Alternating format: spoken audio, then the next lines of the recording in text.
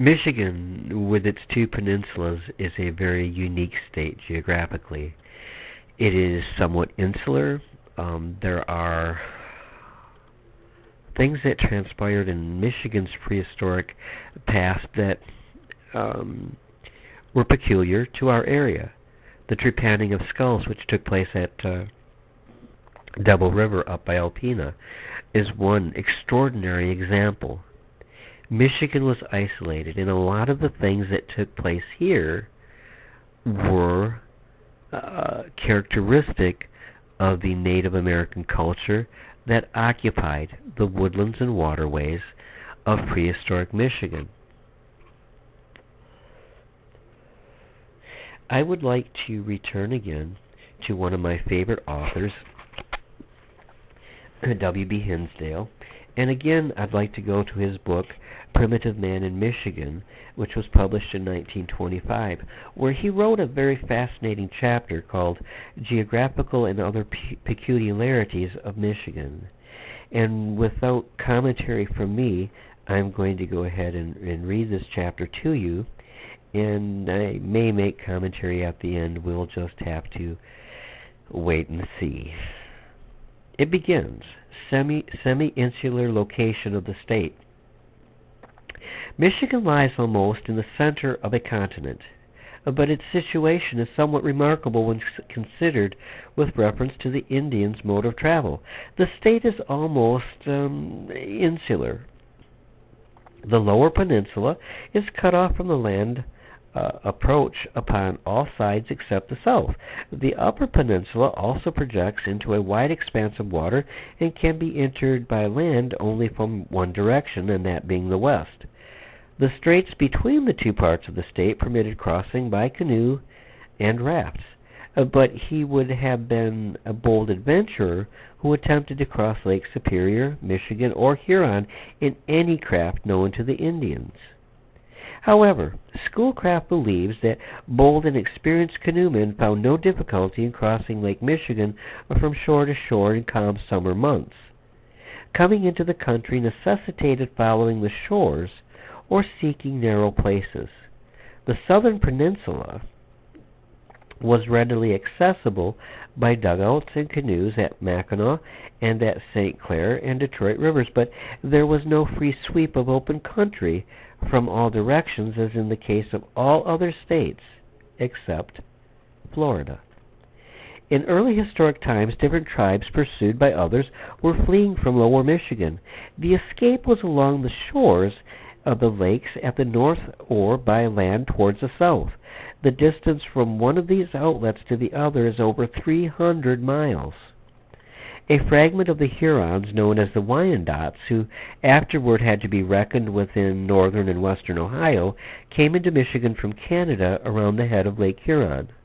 Those fearful warriors, the Iroquois, from the St. Lawrence and New York regions, drove the Hurons along the shoreline. Neither the pursuers nor the pursued ventured across the wide part of the lake.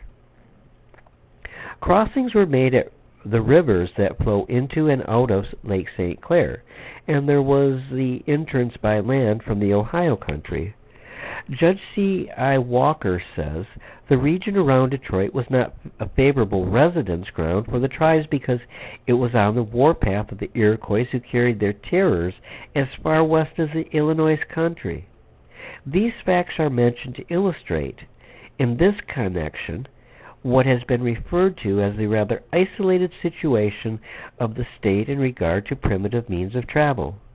It may have had its influence in retarding and circumscribing migration, but the isolation was not complete enough to develop a distinctive type of culture as occurred, say, in Mexico, unless the formal garden beds be regarded as locally distinctive. Who were the first immigrants into the interlake country? There are but slight clues as to how many waves of people came and went. Were the tribes living here at the time of the advent of the white man the original proprietors of the soil? Some are known to have been transient. Of others one cannot speak so positively. It is impossible to build up much of a theory upon available data.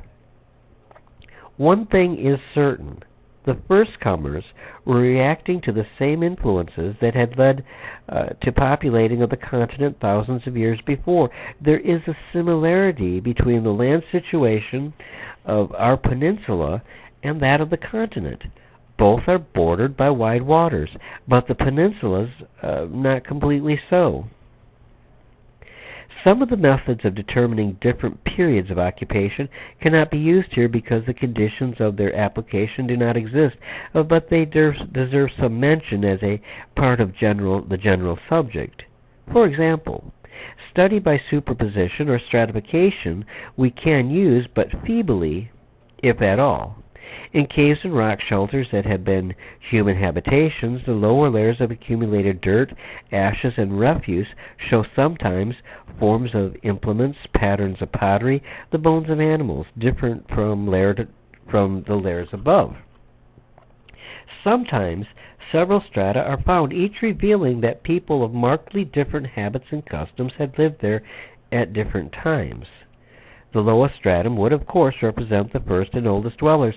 The top layers would be witness of the models of life, kinds of tools and utensils, and the foods of the last residents in the place. Sometimes the debris of caves is uniform, attesting that but one kind of domestic culture had prevailed throughout the period of habitation. By measuring the thickness of the layers and comparing them one with another, the relative duration of each period of inhabitants can be determined. Since Michigan has very few caves and places that would serve as natural home shelters, this method of superposition is of but slight use. However, Bella Hubbard's description of the large mounds upon the first terrace of the Grand River below Grand Rapids suggests a degree of stratification. In many places, California, Florida, Long Island, and the Maine coast, large shell heaps are found along the shores of the ocean and the banks of the rivers. There are extensive river shell heaps in Tennessee. These shells have been piled up as the leavings of people who ate the clams, oysters, and other mollusks they contained. Some of the shell piles, usually called middens, cover hundreds of square rods of surface and are several feet deep.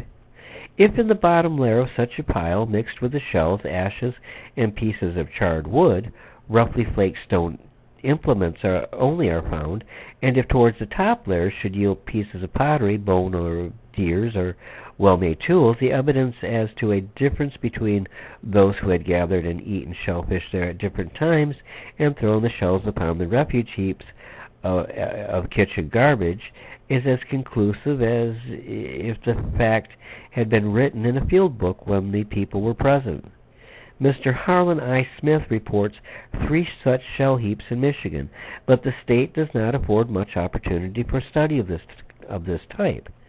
Mounds have been investigated with references to stratification in Wisconsin, Ohio, New York, and many other states, because some of them, when excavated, show they were built up with different layers at different times. Where mounds are, as is generally the case of those in Michigan, simple piles of earth or sand thrown up, probably in a short time, they afforded no opportunities for study of superposition. There are stratified mounds on the Kratz Creek, Wisconsin. One group showed from the stratification at least 2 cultures by differences of construction and of contents. Each was quite distinct from the other. Probably people of one culture had laid the foundation and perhaps for their purposes finished the construction. Another group came onto the ground later and superimposed their own upon the original work as the foundation. They built with different kinds of materials and left embedded therein some specimens of their own tools and wares as well as the bones of their dead. Nearly all mounds were undoubtedly a part of the burial customs of their builders, since a large majority of them contained human remains. In Ohio, there are mounds whose contents are so different one from another that 2 or perhaps 3 types of cultures can be made out. A study of the Indian remains of New York has led to a similar conclusion. In the Southwest, perhaps more has been learned from the strata and caves and shelters than anywhere else in the country. Mammoth Cave, Kentucky seems to have been occupied by different groups. At least the refuse heaps in the caves seem to be pretty clearly stratified. It is in the Old World, particularly in Europe, where superposition is so great a value in making out classification in quite minute detail. Michigan has generally been considered as a rather barren archaeological ground. She has no striking monumental work. However, no systematic survey of the state has been undertaken, and students have found more inviting opportunity elsewhere or in other subjects. It is almost too late because a very large number of structures have been destroyed or mutilated by untrained relic hunters whose findings are mostly lost or scattered. Those finds that remain in the hands of different persons are apt to be lacking in data that should render them of educational and scientific value. A too pessimistic attitude should not be assumed, though. One cannot help feeling regret for the loss and carelessness. Many very interesting and instructive mounds have been used as supplies for road-building materials, and others have been plowed down by farmers in their agricultural pursuits, and still others have given way to buildings and to factories, as occurred in the cities of Detroit, Port Huron, and Grand Rapids. Counts of various structures and landmarks, both extant and destroyed, presented elsewhere in this volume indicate that the archaeological values of Michigan have been underestimated. Michigan must have been a rather inviting territory in which to hunt, fish, and gather wild rice. Agriculture, after the Indians' fashion, was carried on, and maple sugar was made in the hardwood belt. The hundreds of lakes and rivers made inland travel convenient. The bark canoe center was the lake region. The state is upon the fringe of the mound-building area that centered along the Ohio River, and it may be a question whether it was a land of long permanent residence, any groups, or people, of whether tribes came and went more or less at random according to their needs and strengths. Some tribes were probably quite restive, others more sedentary, especially those of the lower peninsula which engaged in agriculture. Mixing of the loosely organized groups was going on all the time. Prisoners became adopted sons, women were stolen, became members in other tribes, federations were made, and members of weak communities were assimilated by stronger, so that stocks were not much more than theoretically akin. Aside from the physical features of a territory, the nature of the plant and animal life is a part of determining factors of the cultural type. Peoples living in an open plains and grassy prairies would have different adaptations from those living in a forested district. A plains Indian would have little use for a birch bark canoe, and not much more for woodworking tools.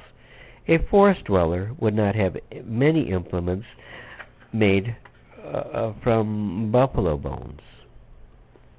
This has just been a primer on the peculiarities of Michigan. There are many more. One thing I disagree with, but it wasn't known at the time, is that Michigan is in by no means a barren archaeological field, because no matter where you go along the rivers, even today, a plethora of archaeological material can be picked off the surface of the ground or exfoliating from the riverbanks. The true tragedy here in Michigan is there hasn't been the study that needed to be done, and because of that, much of our glorious prehistoric past is just that past, and can never be attained again. Thanks for taking a listen.